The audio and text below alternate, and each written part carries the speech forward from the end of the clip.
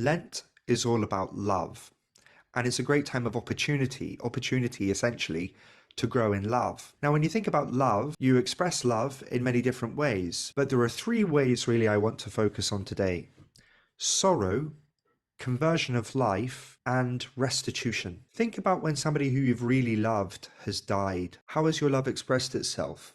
Through grief. Think about when you've really offended somebody or really hurt them or disappointed them. How has your love expressed itself? Through a certain grief, a brokenheartedness, which brings about a conversion of life. Hopefully, it changes us, so that way we don't go back and do the same thing again, or do the same thing to other people. It's moving away from having a hard-heartedness, like Pharaoh on the one hand, to a tender-heartedness, a heart of flesh. The Lord removes our hearts of stone then and gives us hearts of flesh.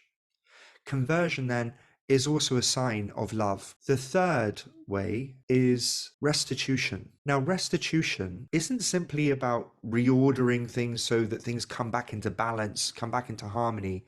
It's not only about restoring and returning what one has taken or what has been lost or what has been damaged. It's also about showing love.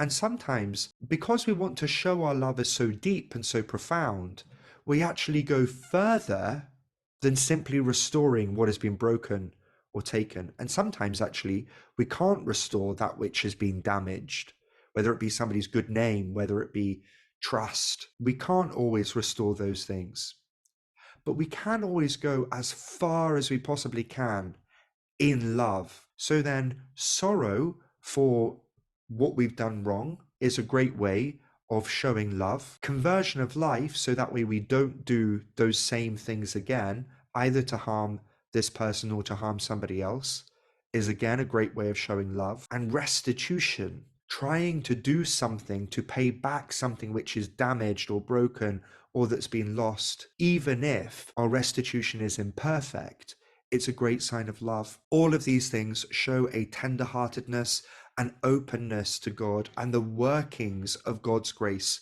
within us. This tender-heartedness is something which relies essentially on humility, and Lent is a great time to pray with humility, pray for a conversion of life, to pray for those who we've hurt, to pray for those who have also hurt us. Forgiveness is another thing that we grow in during Lent.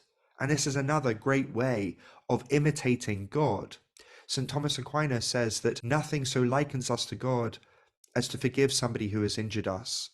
It's about growing in holiness, becoming more open-hearted, becoming more generously loving, becoming more as we are supposed to be, essentially, becoming as God has intended and created us to be, loving Him and loving our neighbor, keeping the commandments, saying our prayers.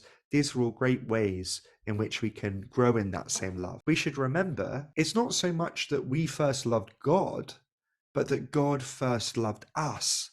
And it's out of the great love with which He loved us that we're spurred on to great love for others. Remember those words of the Lord in the Old Testament: I desire not the death of the wicked man, rather let him turn from his evil way and live. This Lent, the Lord sets before you two paths: life and death, freedom for good or slavery to sin. Choose life, choose conversion of life, choose repentance, ultimately choose love. May God bless you, and happy Lent.